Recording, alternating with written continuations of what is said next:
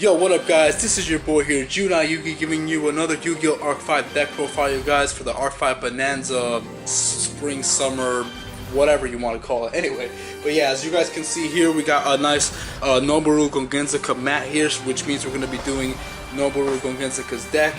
So let's just get started. So Gongenzaka runs a Superheavy Samurai deck, as most of you probably already know.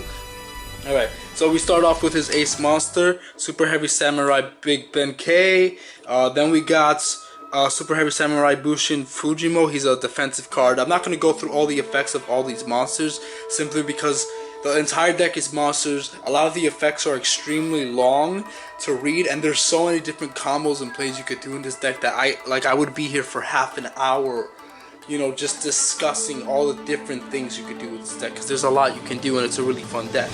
Anyway, we have two Superheavy Samurai Thieves. He actually had two. This is good because it allows you to pop your opponent's spells and trap cards and then set them on your field, as well as pop their pendulum zones and then set them on your pendulum scale, pendulum zones, so that you could steal their monsters and pendulum summons. So that's really cool, really nifty.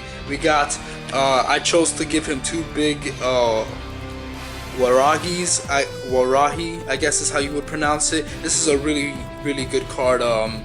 Basically, so you could he special summons himself, and you could use him as two tributes.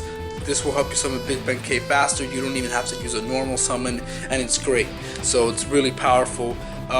We got Transporter, an amazing card. This card special summons himself and also allows you to tribute himself, so that you could give your opponent Superheavy Samurai monsters from your hand, so that you could draw cards equal to each monster that you gave him. And then if you combo that off with one of the tuners, which is Battle Ball, you could steal the monster you just gave them to synchro summon. So that's a really nifty combo right there. We got Kabuto and Brawler, you know, some old generic ones. We got Scales, really powerful card. This is the junk synchron of the deck. It's a normal summon level 4 lower, so, and he special summons himself when your opponent controls 2 or more monsters, which is really fantastic when you think about it. And yeah, so he's like the junk synchron. You could go for synchro plays easily with him because he could just summon the monster, and that's when he's normal or special summon that you get to do that, so it's great. We got two magnets. He had two of them in the show. And this is basically just a stall card and a Goblin Berg type of effect, especially summon the level 4 or lower from your hand and stuff. And like a Magician's Valkyria, if you have two on the field, it creates a lockdown and you can't attack. We got two Daichis. This card was never actually used in the anime, but it is a Superheavy Samurai monster that they created specifically for Superheavy Samurais. And since I added it because he doesn't have a complete deck. Gongenzaka only has, I think, 36 or 34 cards in his deck, so he doesn't have a complete 40 because Arc 5 didn't finish off his deck in the show. So I had to add copies of certain monsters and whatever other Superheavy Samurai monsters that came out that were never had a chance to shine in the show. So I had to add it to finish the deck off. And this card is good because he can switch his battle positions and then search one of the Superheavy Samurai soul monsters from your deck to your hand. So really good. We got Swordsman. We got Flutist, tribute him, special summon the Superheavy Samurai from your hand, so you can summon Big Ben K or whatever you want, and you know, it makes it easier to summon your big monsters. We got two Peep defenses. If you take battle damage, you can special summon him, and he can't be destroyed by battle or card effects that turn, so he's like a stall card. He floats for a turn. Giggle Gloves, a really amazing card, allows you to look at the top 5 cards of your deck, rearrange them in any order, and then if this card is in the graveyard and you get attacked directly, you could banish it to look at the top card of your deck, and if it's a monster, special summon it. Obviously they're all monsters, so you will get it, and since you rearrange the top 5 cards of your deck, you pretty much get to choose whichever one of those monsters you want to special summon, because it's really good, it's really powerful. Then we got Superheavy Samurai Kakugo, an anime card that hasn't come out yet.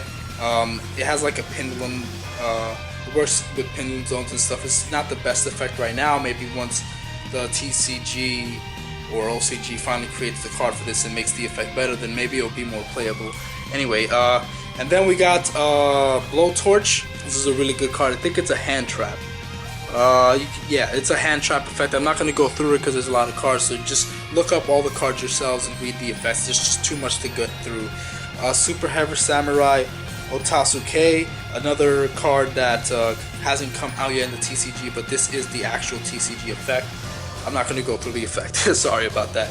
Next, we got the Super Heavy Samurai Soul cards. So as you can see here, we have Super Heavy Samurai Soul Piercer. I think this allows your Super Heavy Samurais to pierce if you have it equipped. So all the soul monsters, they pretty much make it so they equip from the hand or field to a Super Heavy Samurai monster, and it gives them extra defense points or prevents them from being destroyed by battle, or does other nifty things. And a lot of these are either hand traps or like Necro Gardens that activate like when they're in the graveyard and stuff. So they all have good effects. So yeah, we have Soul Piercer, Soul Bang Cannon, we have Soul Shield Wall, Soul Fire Suit, Soul Buster Gauntlet, Soul Horns. This card allows you to attack your monster that it's equipped to attack twice, so you could pull off some really cool OTKs with Super Heavy Samurais. Super Heavy Samurai Soul Breaker Armor, Soul Peacemaker. This card is a really powerful card in deck. You could equip this to a Super Heavy Samurai. You contribute a monster you control, equip it with this card, and then special summon a Super Heavy Samurai from your deck. So it's a really powerful card, really fantastic card, honestly. You can summon your Big Bang K straight from the deck or whatever you want. We got Soul Claw, and then we got the two Soul Beads I added. He only has one, I added two just because, like I said, you need to finish the deck, and he's like he equips to the monster, and then when the monster is destroyed while equipped with this, you could bring back the monster in attack position, so he's like a monster reborn, and that's really helpful in the deck. That's why I added two. Next, we got the tuner monsters. We got Super Heavy Samurai Trumpeteer, the main tuner that he used, the first one he ever used. He's really good, special summons himself, and special summons himself when he's tributed and stuff, so you could go for synchro plays. We got Battle Ball. This is the tuner that allows you to synchro summon using your opponent's monsters, which is really cool, really fun.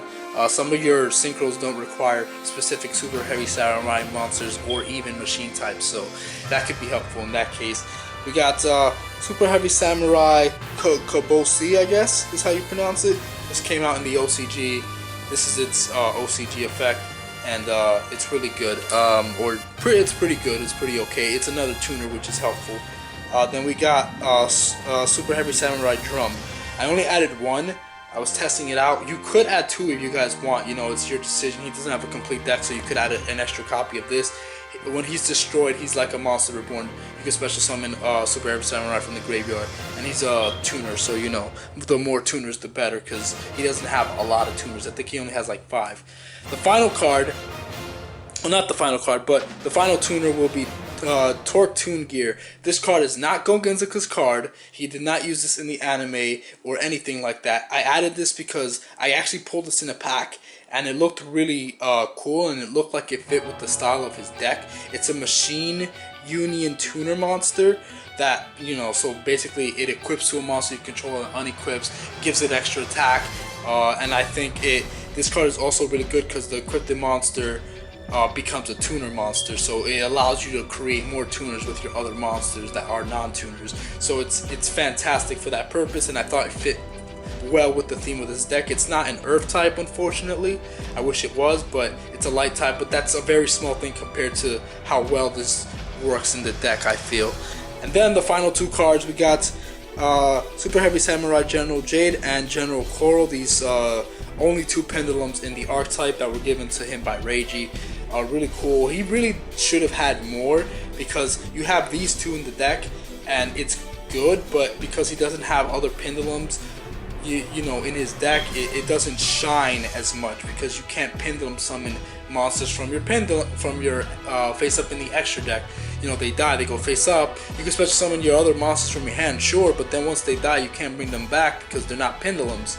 So it is what it is, but still really cool. They have good effects, and once you have both of them set, which is kind of hard to do at times, you could I think one of them allows you to attack twice, and then the other one, I think you gain attack or something. I don't remember too clearly, to be honest. But yeah, so yeah, that's his deck. And then here's his extra deck. We got the main synchro monster, the first one he ever used, which was pretty epic when he first did it. Super Heavy Samurai Warlord Susanoo, really powerful effect.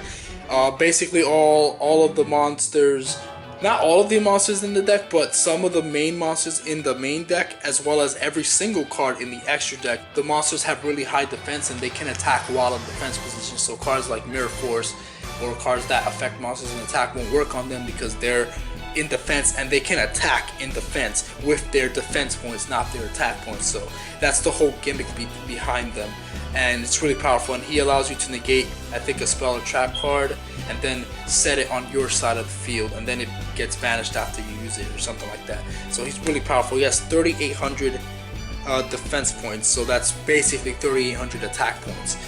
Then we got Superheavy Samurai, Swordmaster Musashi. Like I said, he does not have this card, but this was support for the archetype, and his deck needed as much support as possible in order to finish it off and make it as playable as possible. So this card is really good. I'm not going to go through his effect. I don't really remember what he does, but you guys can read it yourself. I don't have this card yet. It hasn't come out in the TCG yet, so that's just a printout for now, a proxy. We got Superheavy Samurai Org Shutendoji. I think that's how you pronounce it. I believe when he's synchro summoned, you could destroy all spell and trap cards your opponent controls. So he's like a heavy storm right there. Then we got Ninja. He can attack directly. He has 2,800 defense. And then I think he can come back during the next standby phase after he's destroyed by card effect. We got Ninja Sarutobi. His effect is, if you have no spell trap cards in your graveyard, you can target a spell trap card on the field and destroy it, and then inflict 500. So he's an MST with a little extra burn damage. We got Swordsmith. When he synchro summons, his effect wasn't finished, but the same as everything else. He can attack in defense position, and then when he synchro summons, he can special summon as many super heavy samurai monsters from your hand. So as you can see, look at the picture. This isn't an official picture. This was a snapshot from the anime because the card was never fully finished, but the level and all his stats were pretty much finished. So it is what it is. But anyway, yeah, this is the level 9 Super Heavy Samurai Beast Kyobi. He gains 900 defense for each special summon monster your opponent controls. So he'll become really busted, and you know, it's just really great. And then if you combo off with the pendulums, you can do it the way that he tried to finish off Crow in the anime and stuff. And then we got the final Super Heavy Samurai. Sorry, this is going on a little long. Steam Fiend Tetsudo or whatever. He's 4,800 defense, which means 4,800 attack points. He has a pretty good effect. I think he allows you to banish spell and trap cards from either player's graveyard. So even though you don't have any to actually activate this effect, if your opponent has that, you could banish all their spell cards, I believe, and then inflict 200 points of damage for each spell and trap card that your opponent controls that you banished. So he does some burn damage. So they made this card a lot better than the anime effect. And then you could discard up to 2 cards and target any number of as many cards your opponent controls and destroy them. So he just pops monsters, and he's really beefy. He's a level 12 synchro, so he's really powerful. So that's the deck profile, guys. I hope you guys enjoyed Gongenzaka's deck profile. This deck is really fun. It's really powerful. I recommend you guys give it a shot and try it out. It's really unique because it only has monsters and no spells and traps, so it feels kind of weird using it at first. But you know, he has a lot of hand traps and cards that activate in the graveyard, and cards that equip, and cards that prevent their monsters from being destroyed by battle or card effects. So they have a pretty good stall game, I guess you could say. I think it's called grind game too, but I'm not sure. But yeah, they can stall really well. They're really beefy. You can OTK really easily. You can synchro summon really easily in this deck. If you're able to draw a tuner right away, then you're pretty much set, because you can pull off some stuff. But yeah, that's the deck profile, guys. I hope you guys enjoyed. The next one is going to be Shingo Sawatari's deck profile mixed with Abyss Actors and Yosenju's as a combined deck, and then I'll do the rest later. But yeah, thank you guys for watching. God bless you guys. Thank you guys for everything. Gotcha!